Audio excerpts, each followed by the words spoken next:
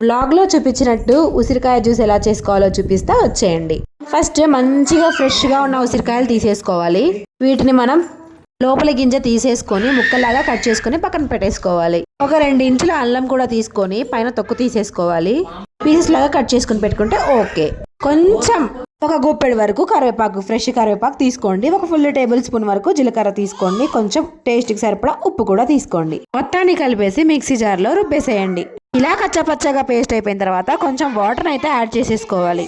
మెత్తగా పట్టేసుకున్న తర్వాత స్ట్రైనర్లో తీసేసుకొని స్ట్రైన్ చేసేసుకోవాలి. ఈ జ్యూస్ని మంచి గాజు షీషాలో కానీ గాజు బాటిల్లో కానీ స్టోర్ చేసేసుకుంటే 10 నుంచి 15 రోజులు ఈజీగా ఉంటుంది స్టోర్. డైలీ పడగడుపున ఒక చిన్న షాట్ తాగితే సరిపోతుంది. టీ గ్లాస్కి 1/2 గ్లాస్ తాగండి. హెయిర్కి, స్కిన్కి, డైజెషన్కి, మంచి గట్ హెల్త్కి, ఇమ్యూనిటీ సిస్టమ్కి చాలా బాగా వర్క్ అవుతుంది. కంటిన్యూ 30 డేస్ తాగి చూడండి, మార్పు మొదలవుతుంది. నచ్చితే సబ్స్క్రైబ్ చేసుకోవచ్చు కదా ప్లీజ్.